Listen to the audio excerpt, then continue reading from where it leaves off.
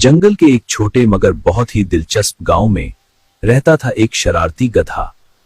वो गधा न सिर्फ बहुत दोस्ताना नजर आता था बल्कि अपने दोस्तों के साथ खेल खेलने में भी माहिर था।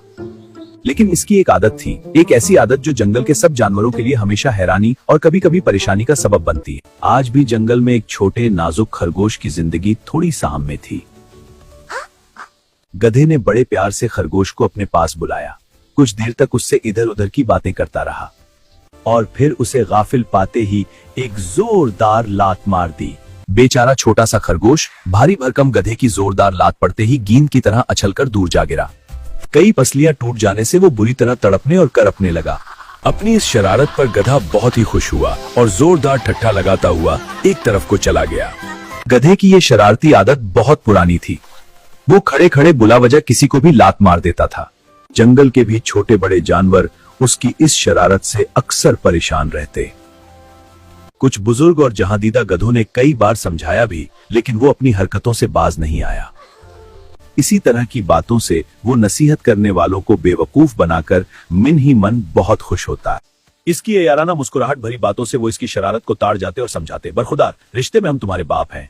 अपनी नाराजगी का इजहार करने के लिए लात मारना हमारी फितरत है, लेकिन बिला वजह किसी को भी लात मार देना शरारत है, बुरी आदत है। बुरी आदत है।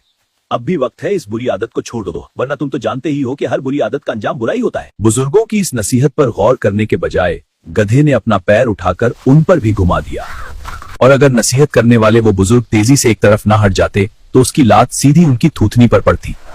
फिर भला गधे की लात खाने के लिए बुजुर्ग वहाँ कैसे ठहर सकते थे। पहली दोस्ती से ही सबके सब ढींचूम करते हुए 9-2-11 हो गए।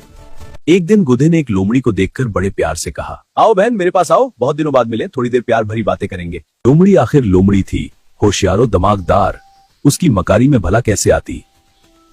वो उसकी झांसा देकर लात मारने वाली आदत से बखूबी वाकिफ थी। गधे की बात सुनते ही वो उसे देखते हुए बड़े प्यार से मुस्कुराई और दिल में सोचा, कमबख्त तू, मुझे क्या सिखाता है, मन नहीं हिला रहा। मैं खुद तुझे आज ऐसा सबक दूंगी कि जिंदगी भर के लिए अपनी ये लात मारने की आदत भूल जाएगा। लोमड़ी दिल ही दिल में सोच रही थी, तेरी इस बुरी आदत से दूसरे कमजोर जानवरों को हमेशा के लिए छुटकारा मिल जाएगा। ये सोचते ही लोमड़ी ने अपने चारों तरफ देखा, फिर दिल ही दिल में मुस्कुराते हुए बड़े प्यार से गधे से बोली, मेरे गधे भैया, मैं बहुत दूर से आ रही हूँ और बहुत ही थकी हुई हूँ। मेहरबानी करके तुम ही अपनी इस बहन के पास आ जाओ।